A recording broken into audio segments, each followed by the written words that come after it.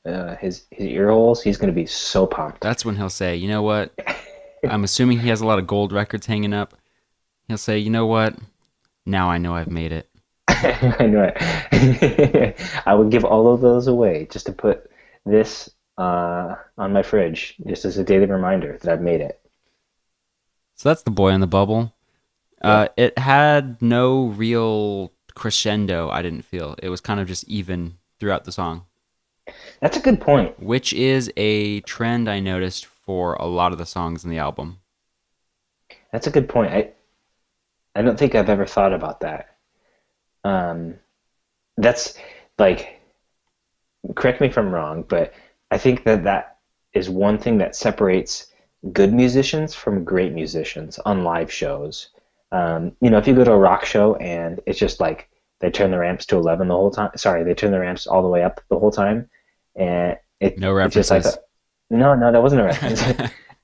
uh, they it just it's good, but then like there's if you can incorporate yet another element to your musicality, such as playing quiet and then playing loud, I think that that really shows is the mark of a very The polished and Beast? professional. Yeah, yeah, a nice way to say it. Yeah, Now, yeah, dynamics are super important. yeah, But I wasn't surprised because of the storytelling style of lyrics he does that I kind of feel like that kind of lyricism is generally associated with kind of even dynamic songwriting. yeah. And I guess maybe what you were saying kind of popped an image in my head of that's the focal point of the song as is the storytelling. So you don't want to distract away from it too much. So dynamics, ironically, would be a distraction possibly. So Right. Well, I mean, because I mean the dynamics of a song are kind of like, you're waiting for that next big crest yeah, and he doesn't want you to be waiting for anything. He's giving it to you up front. He's being I, 100% real with you the whole time. so I'm gonna get real meta here real fast. I love that you know we are experts in our field of telling you how it is without actually knowing how it is. Where else can you I'll get? agree with you on that as well. Damn it, these dissenting opinions. I mean, where else can you get in-depth knowledge and the kind of explanations that you need about farty bass tone? You can't find it anywhere else. Farty bass tone is definitely a bar-based cover band, and it's doing like 70s and 80s songs with only basses. Dude, you're gonna crap your pants when I send you this link to the bass Speaking version of of. farty bass tones. All right, well Seriously, this that's the episode has first song. officially driven any potential listeners away. I mean, Let's it let's was move it was on. limited to just Yeah. Becky, Angela, and my mom. So, And maybe my brother if I get him to listen to it. Yeah. if you play your cards right, Yeah, yeah, seriously. All right, number two, Graceland. wow, we're moving quick. Yeah. I It's thought, upbeat, and Angela really likes the song. yeah.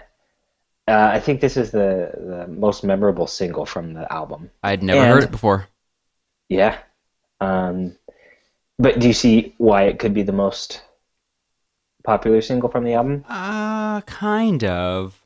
I only knew one single off the album, and we'll get to it when we get to it. But Okay. I understand why I knew the other one and not this one because this one just isn't as poppy to me.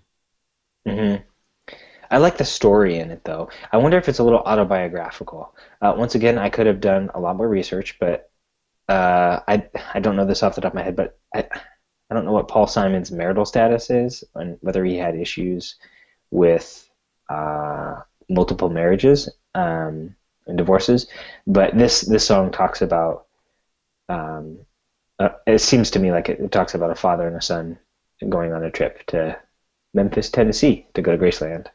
So, Um, yeah, I full disclosure, whenever I listen to any music, I barely pay attention to the lyrics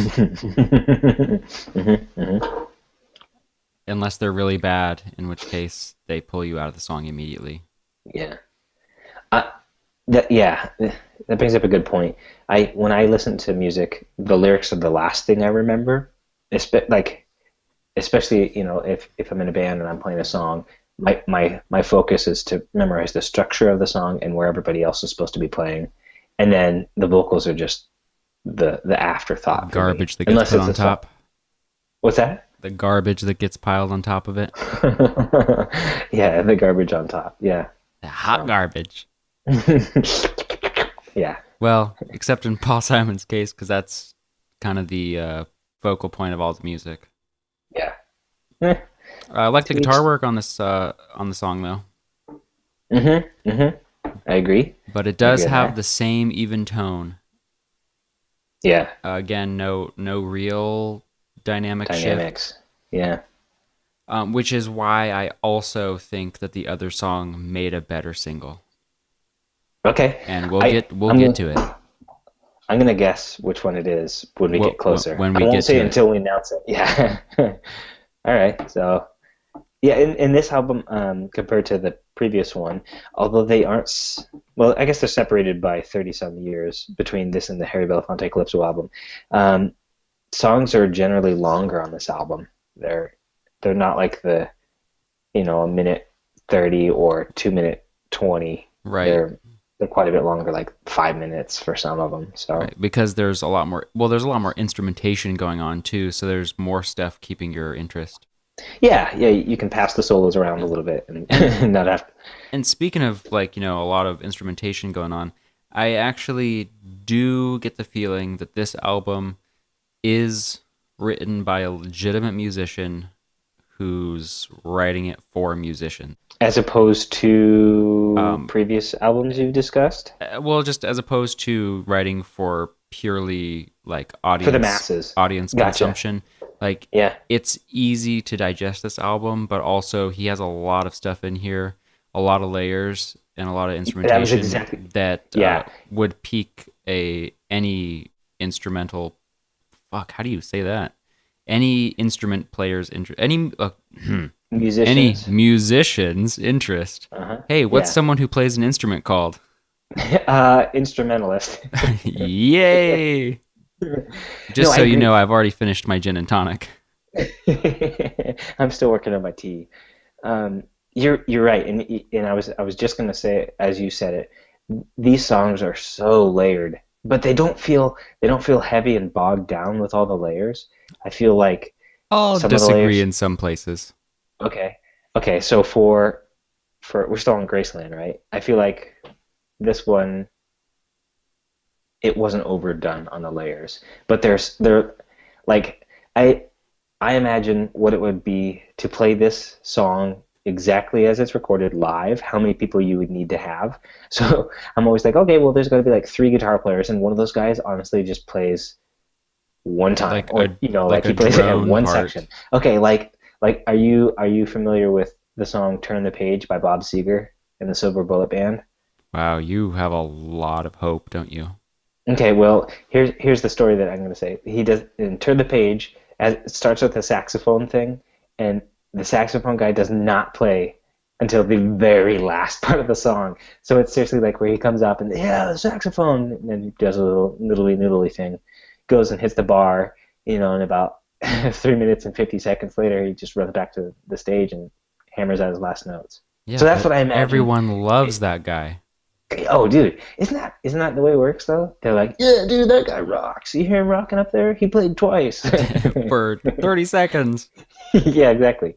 So I feel like in some of these songs, because they are so layered, like there's going to be one person that plays fifth guitar, and I don't mean fifth as in 750 milliliters, but Right. but like number five, and he seriously just plays for like one little lick at the end of every chorus or something. Yeah, but if you're hiring studio musicians or touring musicians, they can multitask. Yeah. You Exactly. got a guy with a guitar. He's got a harmonica. He's got an accordion around his neck. He's got a keyboard in front of him. Hmm. Yeah, exactly. That guy is going to sweat to death holding all the equipment you've given him. Yep, that's right. So I know what I know. Hmm. Um, this one. Okay, so It this. just hit me. Yeah, this is the first one that has the African backing vocals in it. Yeah. Yes, but what it has before that is the Dee, dee, dee, dee, dee, insane dee, dee, dee. amount of reverb on the drums in the intro. Yeah. Those drums are coming at you from inside of the world's largest church. Oh wait, hold on. Am I thinking of the wrong one? Uh-oh. No, I'm thinking of the right one. Yeah. But It. that This is the. also brings up my biggest criticism for the album, Oh which is boy, we're getting into it. This is I the meat and feel potatoes. like there's very obvious points in some of the songs where it's an electrical kit. Yes, It this is, song and the last song. yes, and it is so obvious because the drums are drowning in reverb, gasping for air, and they're also about 5 million decibels louder than everything else. I agree. And as a drummer, I don't normally say those kind of things, but because it has so many layers, like the drums, like that's the most boring part of the song, unless it's the Ladysmith Black Mambazo stuff, and it's like a non-traditional white person beat. Ooh, throwing some shots around. Oh yeah. I mean, I don't hold back any punches. No holds barred here. You dropped out for about 15 seconds and then came back Oh, in weird. different. Yeah. All right, Fuck should we you, continue? Google Hangouts. You were leading the So charge promise. and then So dropped the ball. promising. All right, Well, I so I was guess saying Facebook that messaging and Google do. Hangouts can duke it out for the shittiest app. Yeah, I know we're like one step away from phone calls. Oh, did we have to try FaceTime? That'll be the Oh, last one yeah. to Well, when the so iPad returns. yeah, yeah. All I right, got you. let's jump back into it with Lady Smith Black Mambas. No, they're not on this one. This is the one that has the backup vocals that go hoop hoop hoop Yep, hoop. high Right. Yeah, pitched like African yeah. vocals. I always thought that was like what chickens would sound like if they were human. I'm not even going to get into the incredible racist aspect of that sentence. Dude, I meant that in no racist capacity whatsoever. I'm just saying that's like an anthropomorphized. You know what? See, hear something, say something. I just did, and I got called out for it. Angela actually pointed out that those vocals, those like high pitched vocals in the background, Yeah. feel like jokey in the same way that those vocals on the Harry Belafonte album felt. I'm gonna say less so on this one, and here's my reason why. Because it feels authentic, and yes, the Harry Belafonte ones were totally jokey, but I feel like his stuff is a little tongue in cheek, whereas Paul Simon's is not. There aren't. I don't think there are tongue in cheek songs on this album whatsoever. There might be some really colorful alliterations, but I don't think they're meant to be funny. Right. Or I definitely feel no humor coming from Paul Simon. yeah, from his black soul. Yeah. Okay, man, you got to stop it with the racism. Oh God, I see how that is bad. I'm Wow. gonna edit this to make you sound like such an asshole.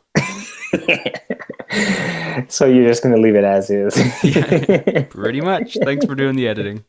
Yeah. Ah, crap.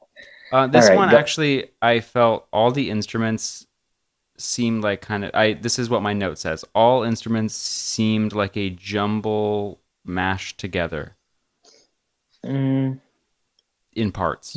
There was a lot of instruments going on. yeah. Okay. What do you like about the song? Because I've heard a lot of criticisms. I didn't really like the song.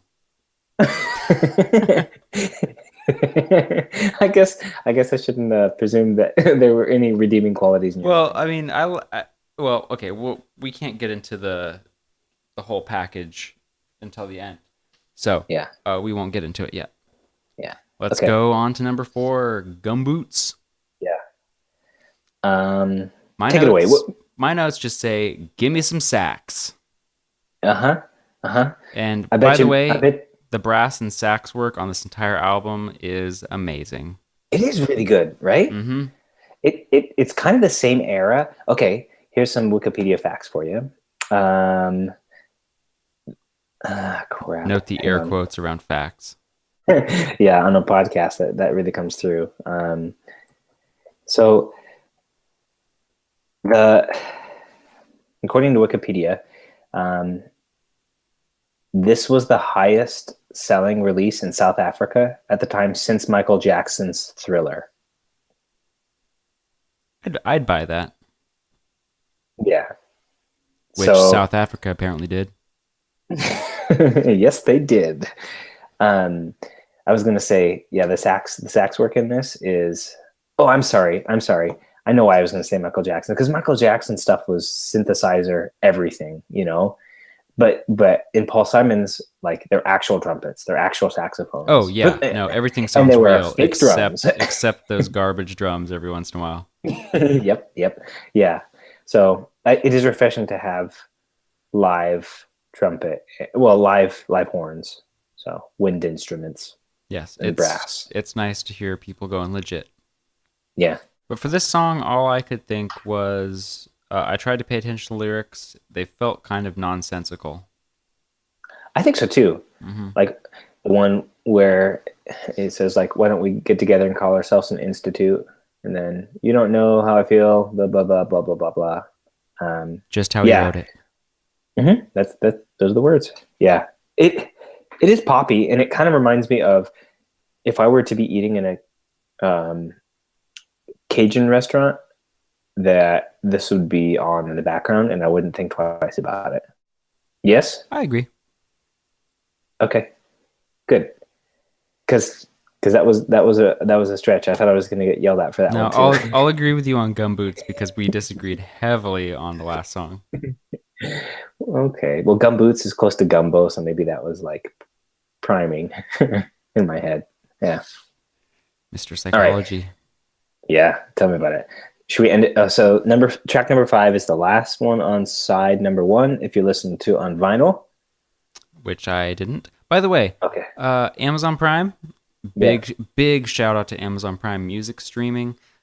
All three albums that I've done an episode for so far, available, with your Amazon Prime subscription to stream. That's pretty cool. Sweet. So Yeah. big shout out to non-sponsor Amazon.com. I wonder if they still pay out royalties to. I would imagine they do like a kind of an upfront payment just to get the rights to the album to stream it, Yeah. Yeah. kind of like Netflix would do with a movie. Yeah. Wow, we are Exactly. getting way off onto digital media usage. We're not even halfway done with this. We're gonna like cram through like 8 songs. All right, 5, All right. 6, 7, 8. So Diamonds on the Soles of Her Shoes. I The love this song. heavy African influences on this. The Yeah. intro is just a cappella. Lady Smith Black Mambazo. Yep. Okay, so what are your thoughts on that? Well, you know what? I don't know because my notes say after the just noting that the intro is all African singing, a cappella, and no instruments. Mhm. After that, all I have is long but some. Hmm. So I missed what I thought. But Yeah, it's the longest song on the album. yeah, and there were some interesting bits in the song, but I don't really remember the song that well. Yeah. I think that when I first heard the album, which is a long time ago, I was a little surprised to hear to hear this song, but I think it had kind of been foreshadowed in some of the backing vocals of like "I Know What I Know." I didn't expect full on like African uh, singing not tribal Yeah. song. I don't know. Yeah, Whoa, watch it. I don't know how else to describe it. It feels a little uncharacteristic for the rest of the album though. Y- Like Yeah. it feels like they were using like the African influence to kind of shape all the songs and in some backing vocals, but then it just goes into some straight up African singing Hmm. by itself for an extended period of time. Yeah. I liked it though because it was something that kind of broadened my culture um, as an 8 year old. Like I hadn't ever heard anything like this before, and I was fascinated by it because it was so different than what I had heard. Like I'm listening to like Huey Lewis and the News and Beastie Boys, and then I hear something like this, and I'm like, oh wow, this is fascinating to me. I liked it, but I didn't know why I liked it. Uh, I think it was just That is a a total sentence that fascination. could describe so many things. Like how now, Adrian, how would you describe whistling? I liked it, but I don't know why I But I liked don't know why. it. Yeah. So All right, what did you think about the song? The like when the song kicked in. um it almost felt like, okay, we're gonna get deep into an analogy, so just bear with me. It felt as though, when you're watching a movie and the acting is really good, and all of a sudden you have like the suspension of disbelief, and you believe that you're actually part of the movie, and then somebody walks in who's a crappy actor, and they kind of bumble up a line or whatever, or they have a really terrible death scene, and all of a sudden you're snapped back into reality, and you realize you're on the sofa watching a movie.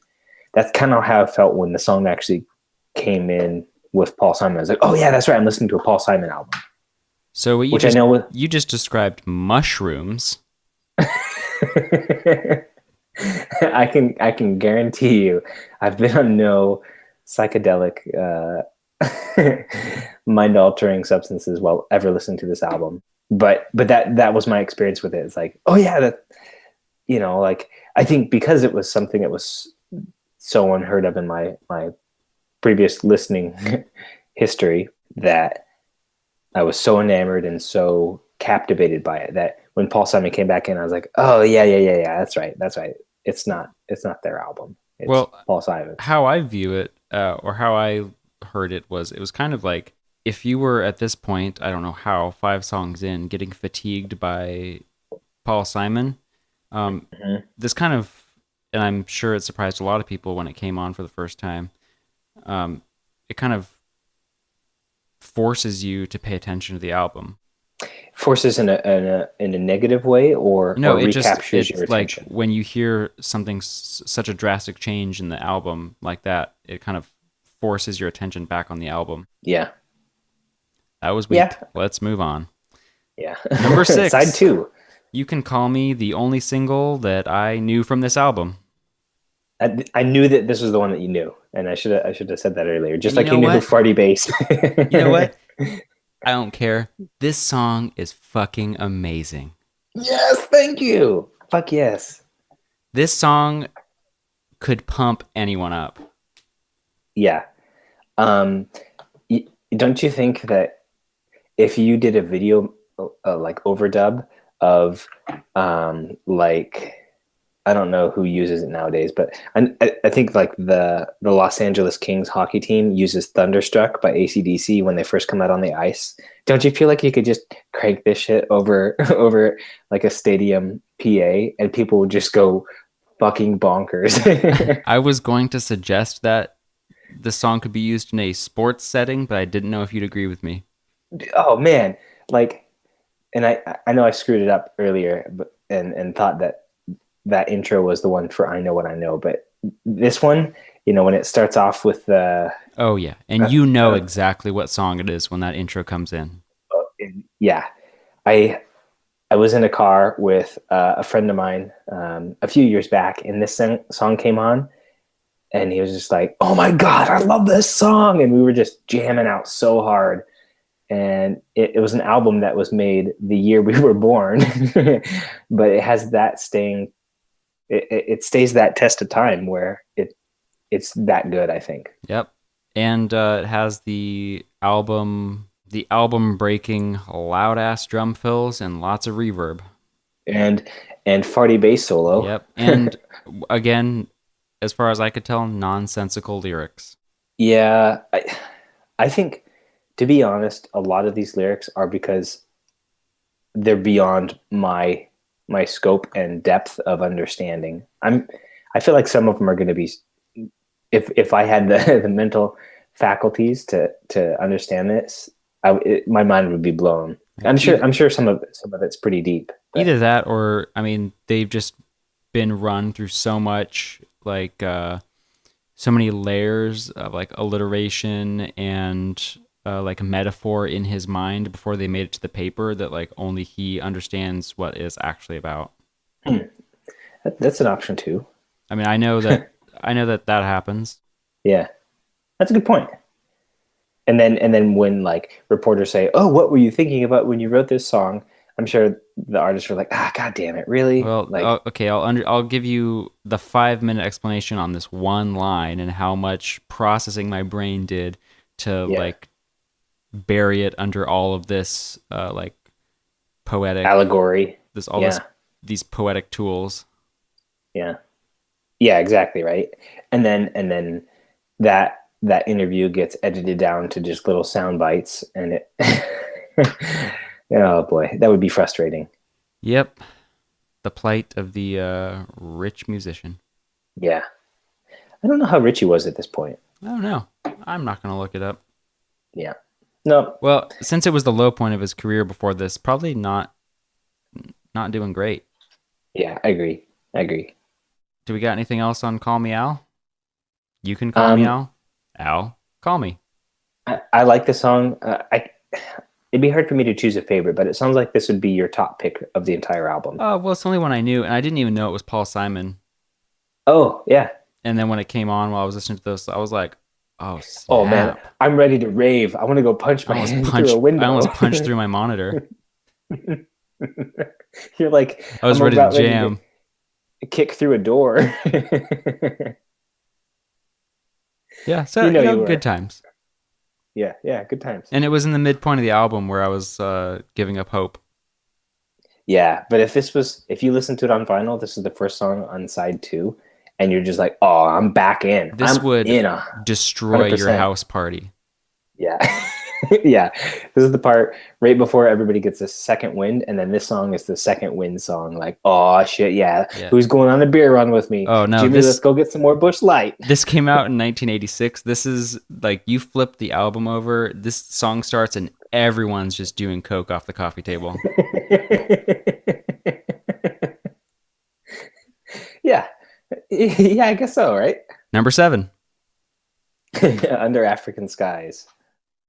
I wrote nothing notable. I didn't remember anything of note about this song. It kind of is interesting how the song placement or the song order, this one is like is arguably the slowest and Mm-hmm. most morose song of the entire album, after what is arguably the most kick-ass, pump you up, wanna, I don't know, jump between two skyscrapers kind of song. Right. The song before this is the one where it's playing anytime someone says, "Hey guys, watch this." Yeah, yeah, yeah. Or right before they say that, yeah. And then this song is kind of like, oh, okay, well, shoot, Billy doesn't want to go get bush lights with me. Like, oh crap, and I can't drive. I'm too drunk, and there's a cop that lives next door. The 10 seconds after the guy said, "Hey guys, watch this." Yeah, yeah, yeah, exactly. Yeah. Oh man, while you're waiting for the cops to arrive or the whatever. Okay. All joking aside, it's a beautiful song. I like the the backing vocals. Let's see. I'll see if I can't find who it is, but I think Angela liked this song too. yeah, Paul Simon has there's a female backing vocalist, and I'm trying to find her name so I can give her more credit than Harry Belafonte gives, but I'm not finding it More shots real easily. fired. Oh, oh, wow. Uh oh. Guys, Joseph. I don't want to say shots fired in this context. because it was apartheid. Uh, Now who is the jerk? I don't know what you're talking about. um, yeah, it is a beautiful song. I mean, Homeless, I've got number nothing eight. else on it, so yeah, we're moving on. Yeah, Homeless, number. Oh, Uh, it's Linda Ronstadt does the backup vocals. Holy cow! I can't pull anything else that she's done, but I know that's a why big would you name. self-edit? Oh, yeah. Because I was scrolling and it was too much for me to say shit and scroll at the same time between pages. Yeah, All right, yeah. Homeless, Homeless. all a cappella. Mm-hmm. What are your thoughts on that? It's a pretty big bummer song. Bummer as in the message, or Yeah, bummer as the in message is pretty bummer. This is after like the cops broke up your house party and the bank is like, "You know what? We're repoing that shit." yeah, because you can't afford for your court appearances. Well, yeah, because you Yeah, spent all your money on coke that your friends did. yeah, yeah, yeah. I see how this is maybe a little bit of Paul Simon's life. Maybe he had a rough patch. Ooh, I didn't think This, about that. yeah, So yeah, he gets possibly actual. You know what? We're gonna skip past it. yeah, We're yeah. gonna skip Okay. past that one. Um, Uh, number nine. Crazy Love Volume 2. I'd be interested to know where Crazy Love Volume 1 is. Yeah, that's a good question. What did you think of this one? I liked it. It was a mostly straight beat. It had a crest in the chorus. It had a more intense instrumentation during the chorus, so it had a Mhm. more. Oh, is my phone buzzing? Yeah, I thought you were starting on your electric scooter to get the fuck out of here.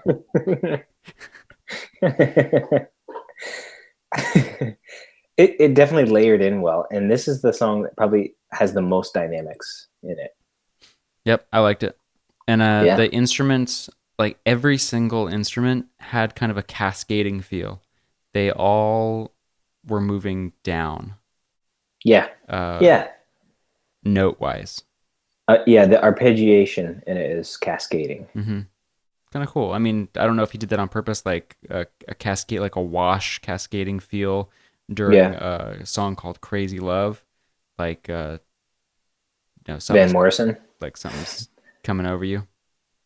Yeah, yeah. I don't know.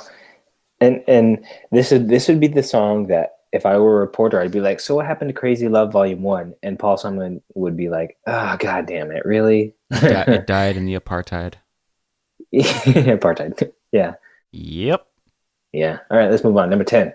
That was your mother. Which is almost a your mom joke, but Back in a 1986. really proper your mom joke. Yeah, the proper your mom joke. This This, song was killer. all right. Now, because I'm not sitting next to you Hmm. and we don't have the video function going on our Google Hangout, Hmm. I'm gonna Shout have to out have you to unpack the that. Hangout. Yeah, Well, it's about to get unpacked. here Uh, we go. Running bass line, high energy accordion and sax, and Hmm. what felt like a slow crescendo through the entire song. Yeah, it was building to the last deet, deet, deet, deet, deet, deet, kind of thing. Yes, Yeah. and that Total was your Zydeco. mother. This song, this would also be a song that I would imagine eating shrimp gumbo to, Yeah, but like while watching like people table dance. or alligator wrestle. Ooh, both. Depending on, it's a family atmosphere here at Jimmy Zydeco Bar and Grill. We have alligator wrestling in one corner and table dancing in another. Oh So man, bring. your dream's so sad. It's not even David's. Why are you I working can't for do someone else? it.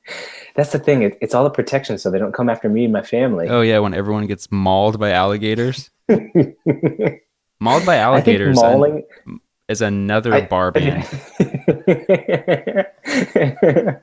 yeah, at Jimmy's Zydeco restaurant Yep. tonight, we're featuring Mauled by alligators.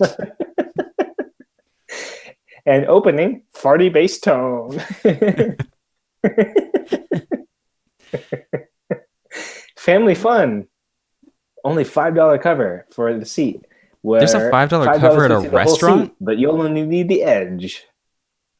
The Edge, like U2's The Edge? Oh boy. Yeah, no, All right, not at let's put all. some rails back under this runaway train. Please, dear God, or just let it go over a cliff and end this misery. Oh man. So yeah, What do you yeah, think about the song? I like it. It's fun and spunky. Once again, it's interesting the song order.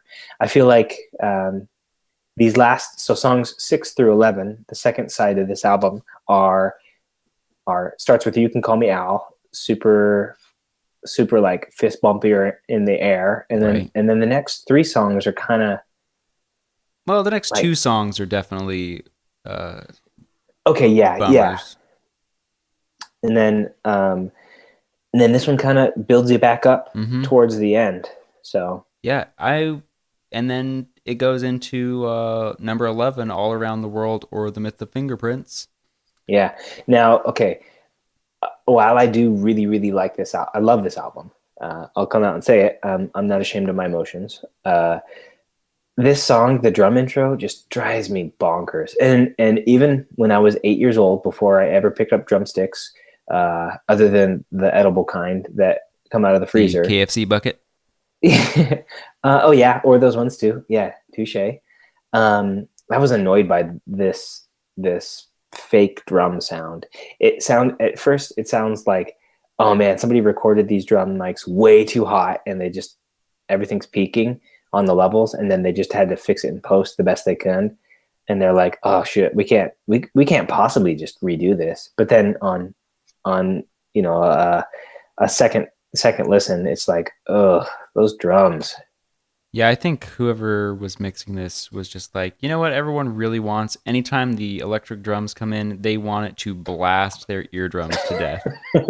With a ton of reverb. I mean, this one Yes. wasn't as bad as the other one with reverb, but it seems like, well, okay, Paul Simon was like, oh, okay, well, Michael Jackson was able to play drums with a keyboard. Let's just do that on this song, and let's just put it at the very end and hope nobody notices.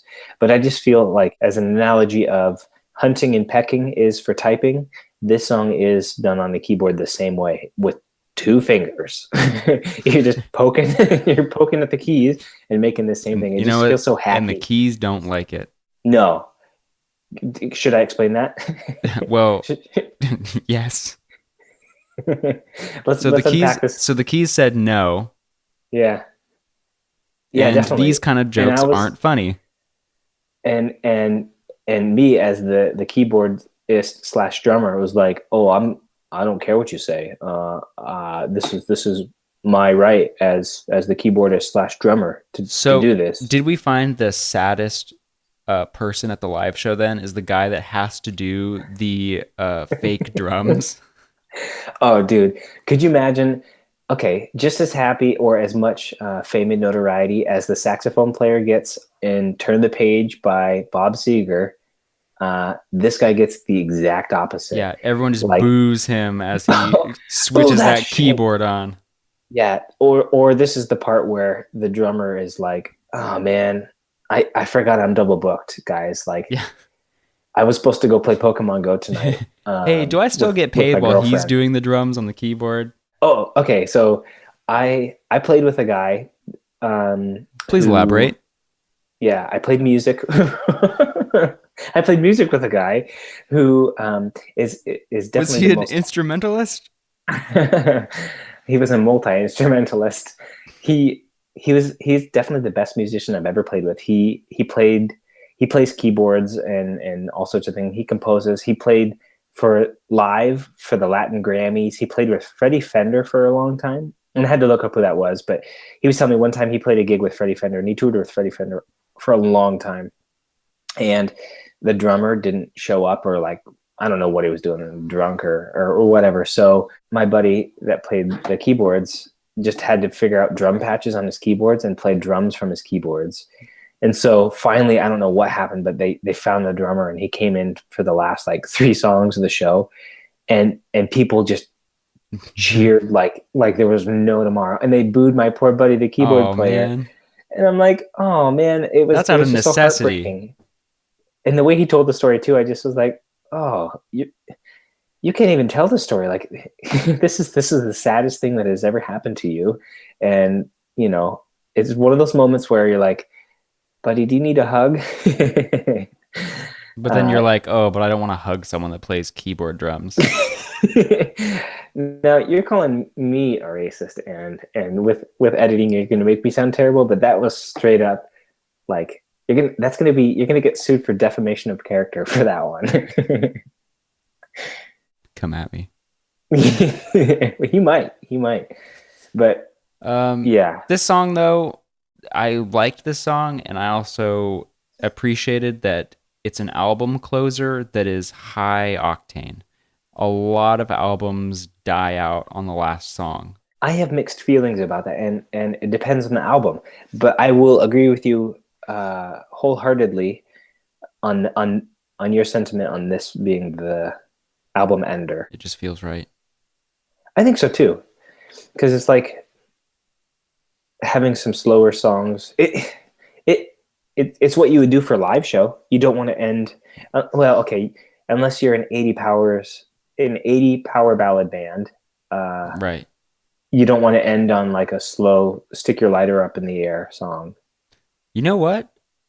I just realized looking at the song list, this album could easily have just been written to be played front to back live Yeah, because yeah, it follows the exact pattern you'd want from a live show. yeah. Like a couple to grab your attention up front, and then your third and fourth song, and Getting a once little you get in a little silly. bit, you can kind of start experimenting and getting into like the less familiar or less popular, and then you always want to end on a high note and just knock the fans' socks off Right. on a really high note. That's a really good point. Thank you. So maybe okay, to let's bring it full circle and have a little bit of a callback here. So if this was played live and they had to have all of the musicians to play all the instruments that cover all the layers that have been written in these songs for the entire show, the keyboard drummer is going to be sitting on his hands until track number 11, the Yep. very last song, and he's like, oh man, I'm going to send these suckers home on such a high note.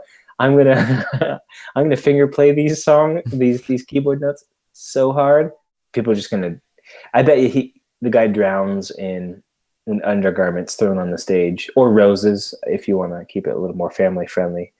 Yeah, if it's at Jimmy's Zydeco and Gumbo restaurant, it's going to be roses that throw on stage. Are you sure it's not going to be just gumbo?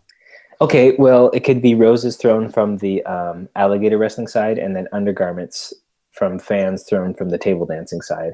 It's a multi-purpose restaurant. Guys, we're onto something here. I am just No, trying to keep up with this metaphor.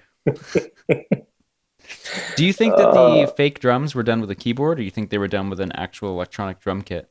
that's a great question. I'm going to say that electronic drums in this era weren't, the patches weren't that good. They were better Uh, out of a keyboard. did you hear what it sounded like on the album? Because it Yeah. Oh yeah. wasn't that good. I just listened to it. Yeah. And that's what I'm saying, that's how bad the electronic drums So you're of that saying era that an sound. electronic drum kit would have sounded worse? Yeah. Because if you listen to like the 80s power Everybody ballad wants to rule the world by well, just any power ballad or like hair metal and stuff, that's like all electronic sounding drums. yeah, And yeah. they sound the same as this. That would be interesting to do a side by side. Should we A-B that? Yeah, I think so. I think we should. That should be your outro. Should we A-B that? Yeah, we Yeah. should. All right, moving on. Yep. Okay, so what is your overall impression of this album? Rated on a scale of 1 to 10, where 1 being, oh my god, I can't believe I had to listen to this song, and 10 being, yes, I'm going to listen to You Can Call Me Al as my alarm to wake up in the morning, so I jump out of bed and just want to fist pump in the air and take the day by the balls. What did I give Harry Belafonte? Uh-oh. The one person who remembered is screaming at their phone right now. I don't know about screaming. There might be politely suggesting. Or they might be disappointingly looking at their media player right now saying, God, how much more of this is Oh there? man. Okay, well, what do you think you Um, gave Harry Belafonte? How does it stand after a few weeks? I'll give this an 8. Okay, Uh, I did not expect that. if it came on again, I would listen to it. Okay, let's go back to the saying. If it's on The at a party? party, Yeah. is this something that you would introduce to other folks, or you'd feel comfortable having on at a party? I would feel comfortable leaving this on at a party. Yeah, Like, yeah, not a party today. I agree. I have played this at parties, but not like parties where, yeah, man, we're gonna get drunk. Just like, oh, we're having a few friends over and we want some light music in the background, or we're just hanging out after dinner and I'll put some This music on. I this is have played like this album. lively dinner party. Yeah, yeah. This isn't like Super Bowl party.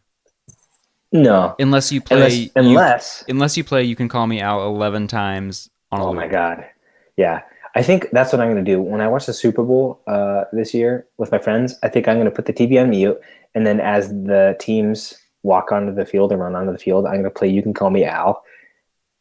But maybe that's a bad idea because people are going to just go crazy and start like punching through walls. You might get your TV knocked over. Yeah, yeah. Come out with a few fewer teeth.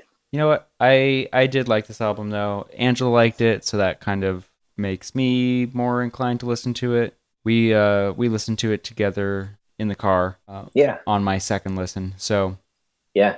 That's good. If you made it through a second listen, then that Mhm. tells me a lot too. yeah, Would it be something that you would introduce to somebody who has never heard it before? yeah, I would definitely introduce this to someone. Under what pretext? Oh, geez, the same one as the last one is because you should listen to it Yeah, because because yeah, it'll broaden your horizons. Even if it's a white person bringing you South African inspired music, yeah. at least someone's bringing you South African inspired music. I never felt like it was exploitative. No, it did not feel exploitative. It Yeah. felt more respectful. How do you do that though as a musician? How do you pay homage to a culture and not have it come off as I'm just doing this as a way to show how I'm a cultured person.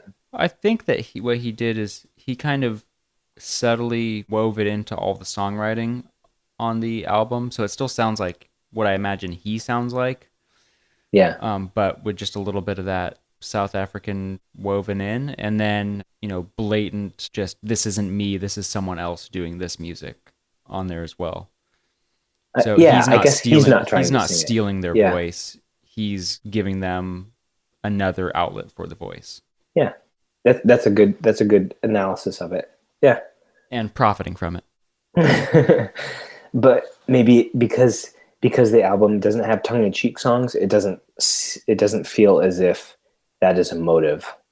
And I know Harry Belafonte's Calypso, maybe the motive was not for profit off of Calypso style music, but it felt like it could have been more than this. Yeah, I didn't Yeah. feel like I felt like he was legitimately interested in this type of music. Went to South Africa, wrote some music there, came back, finished it up, Yeah. and was like, let's make some money while we're at it.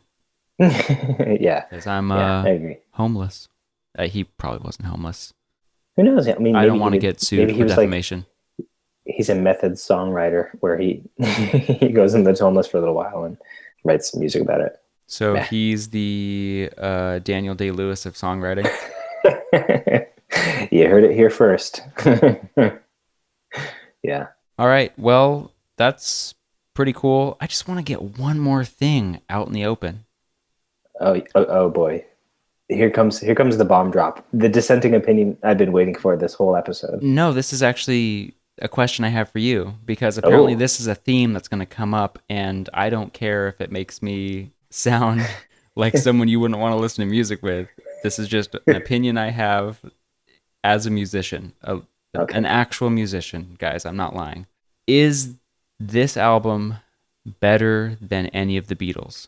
Oh man, I'm glad you said it because I was thinking this whole episode how I was going to wrap that in because I know your opinion on the Beatles, and I didn't get into it as much as I should have this episode. Okay, this is a tough one. Uh, the Beatles were highly influential, and they wrote a ton of music. They wrote some good music, and they wrote some music that I thought was not so good. I feel that if you look at the body of work as a whole, Paul Simon is more influential because of his span of releasing albums. Like I mentioned at the very To be beginning. fair, they couldn't release albums after the point that they started dying. Well, I mean, Tupac played at Burning Man or whatever it was. He played at Coachella. Burning Man, what an idiot. Well, yeah, that's right. I mean, but Paul Simon's music has been more influential, and I think he's had more consistent hits over more decades than I feel like the Beatles could have. Like the first couple albums of the Beatles I like, and then as they start to get in their drug fueled stage, I like them less. So I like this better than. Okay, for me, you put this album next to any album from the Beatles, or you even compare singles from Paul Simon's Graceland or any of the Beatles singles, and I prefer Paul Simon any day of the week. All right, I can dig that. Dude, you know we're gonna have to do a Beatles album at some point. We have to find one I haven't heard. It's been so long on a lot of them that I probably could choose almost any of them. Maybe that'll be the drunk episode. Yeah. Well, I think it's good to keep that as a final thought. Yep. Your Jerry Springer's final thought. Yep. of your or Mari's final thought. That's exactly what I said. Yeah.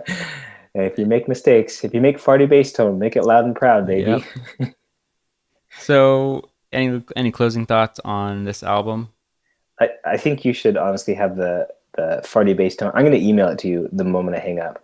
The farty bass tone be the final like outro music for this episode. You know what? Okay, this is my closing statement about this album, which is not related. Okay. The farty bass tones are definitely a Mighty Mighty Boss Tones cover band. Yes. What was the other band name that we were gonna do? Something Alligators. Alligator Nest or. Oh, it was Mauling or mauled by alligator mauling or mauled by alligators. I think. But here's the problem with that. I think that the only animal you could truly be mauled by is a bear. That's the only verb. Mauled is a verb that can only be used by bear attacks. I don't think you can get mauled by. You heard it here first. Alligator. And that concludes our discussion of the Grammy Award-winning album of the year from 1987.